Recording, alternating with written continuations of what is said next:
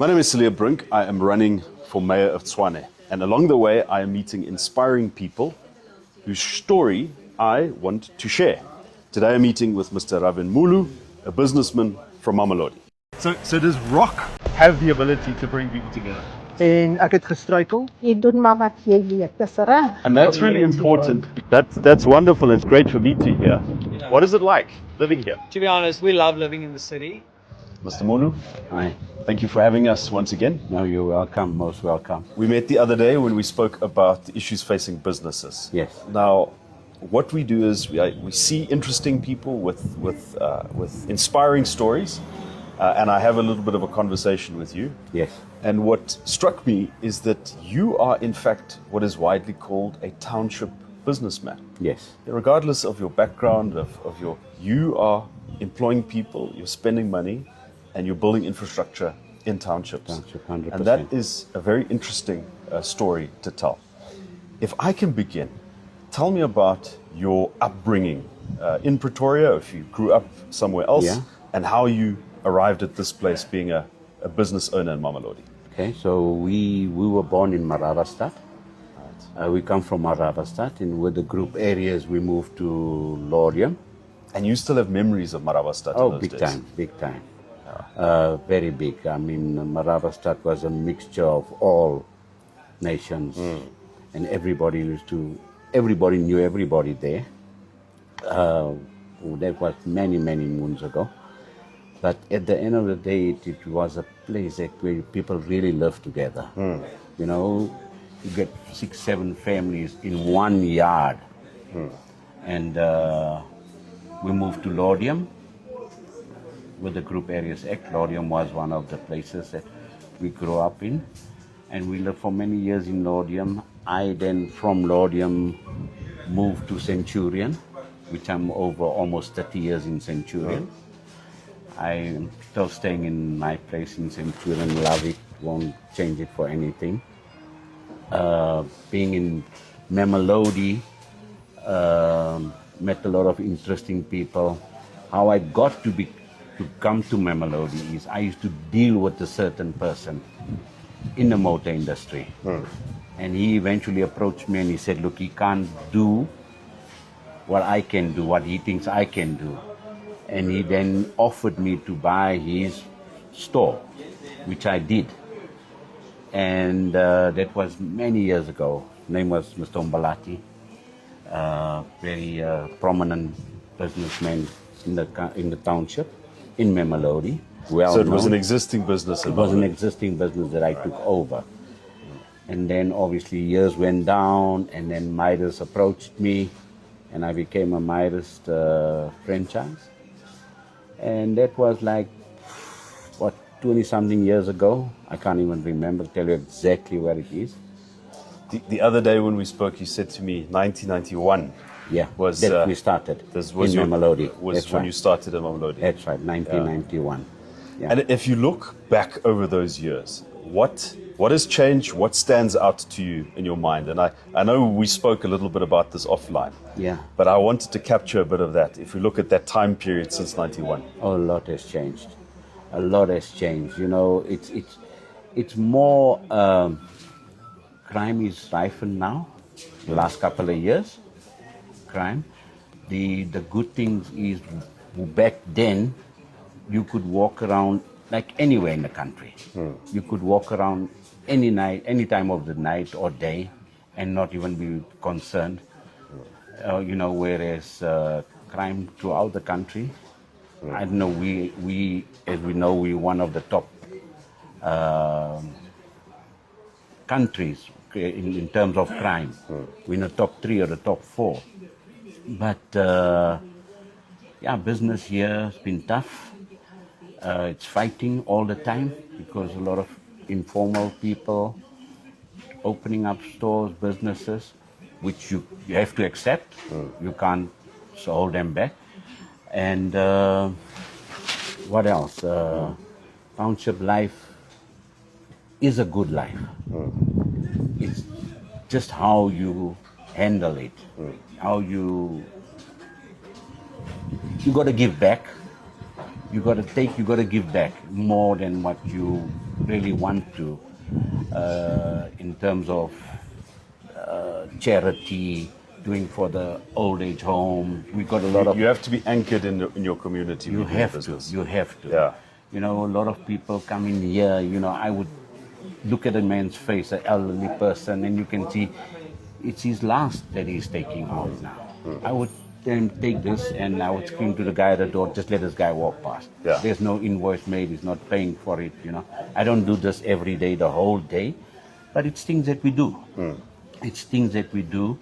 I look at a guy's face and I won't let a guy walk out, even if it's at my cost. My philosophy has always been, take this money. You know, not in a bad way.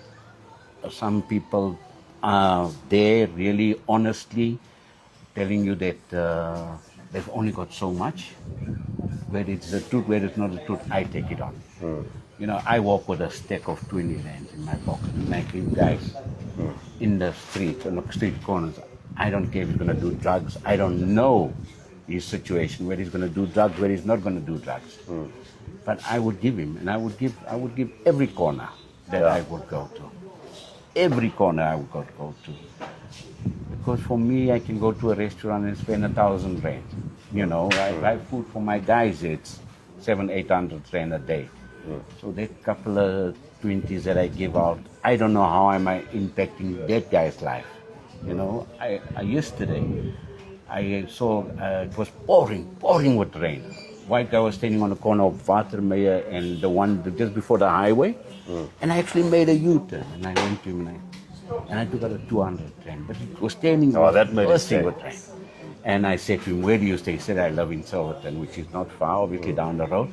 And I gave him the 200 rand. And I said, do me a favor, go home. I hope this is enough. You know, and he obviously, and I said, I don't want to see you when I'm coming back here now. I'm coming back, but it wasn't that early, so. Yeah. But this is what it is all about. We have a lot of people coming in here they can't afford funerals, you know, especially funerals. To support the community. Yeah, we do it with an open heart. So getting back to when you started in 91, obviously at that time there was lots of boycotts. Plenty. You know, the Consumer politics of the time, boycotts. consumer boycotts, say, you know, support township businesses, That's right. don't spend money in the place where the nationalists are making the race laws and so forth. Although by that time things were already changing. And if you looked at the challenges then for a business person in the townships, and you look at these 30 years, what was the high point for you? What was the golden years, so to speak? Well, you know what the nicest thing was, all of that, when things changed. Now you had an option to buy where you wanted to buy, for one.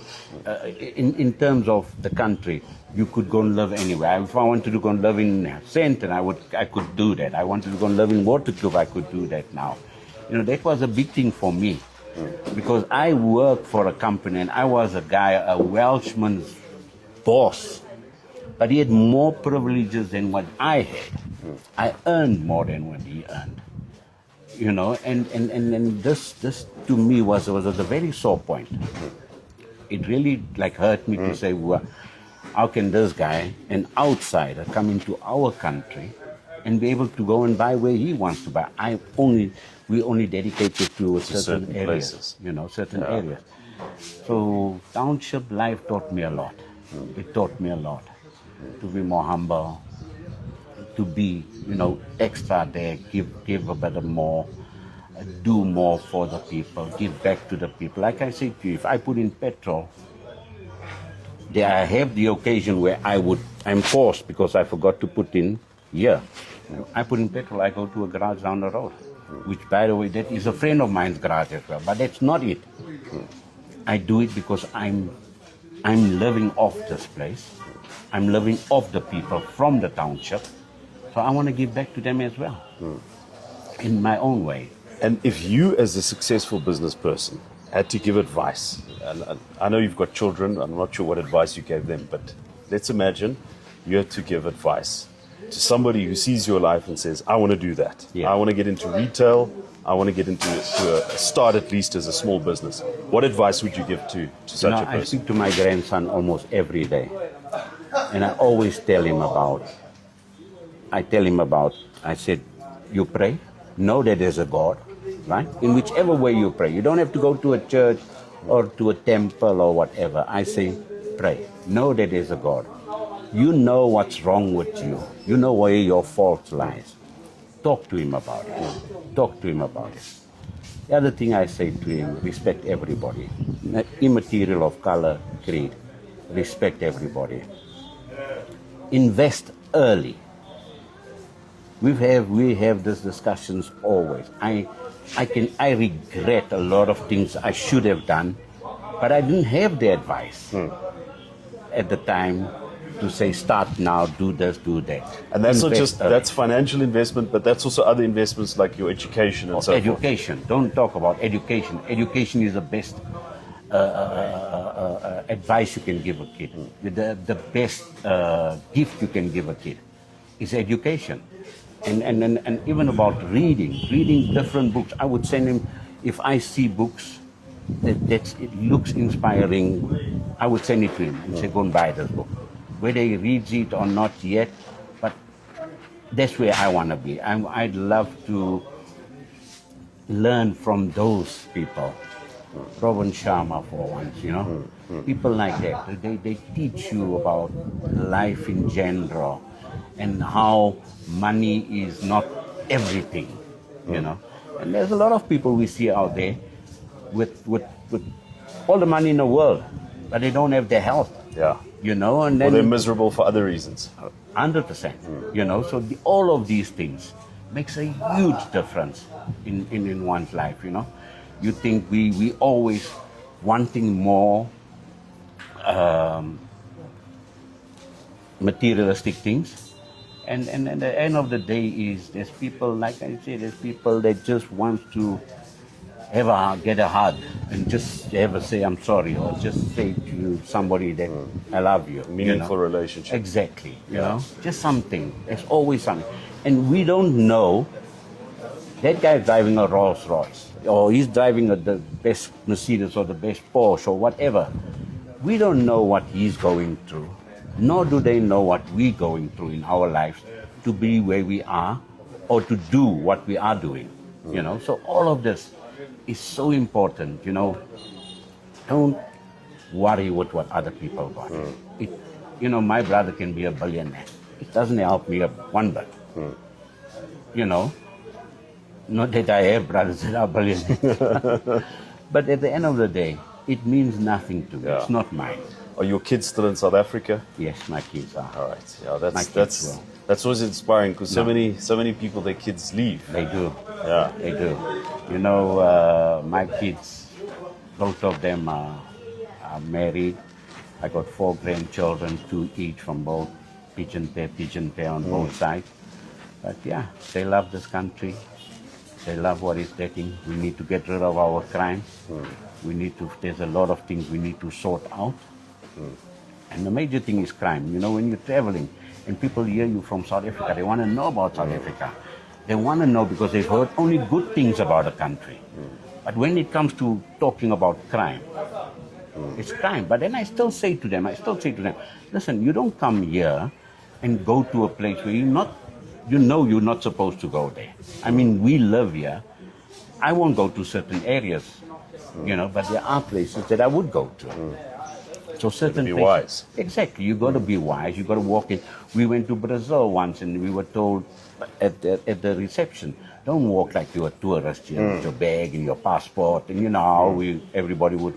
And they said to us, don't. So the same year, you know, your camera hanging out here and things like that. So the same thing here. You don't do those things. You don't flash. You don't. I don't even wear a watch anymore. I love my watches. I don't even wear a watch for the same reason. You know, and these are the little things, man. You know, and we have a great country. We have an awesome country. We've got everything. We just need to make it work. And I'm open. I pray now with the GNU things change. You know, fight least each in the other, right which is direction. right. Fight each other, it's right. But come to an agreement eventually. You know, so compromise and do the right things. Mr. Mulu, you're an inspiration, and that's you, why sir. we've spoken to you. Thank and you. You're a model of success, and the best of luck to you. Thank you so much. Thank you. Thank you, sir. So does rock have the ability to bring people together? En ek het gestruikel. Jy doen maar wat jy weet. Dis reg. And that's really important. That's wonderful. It's great for me to hear. What is it like living here? To be honest, we love living in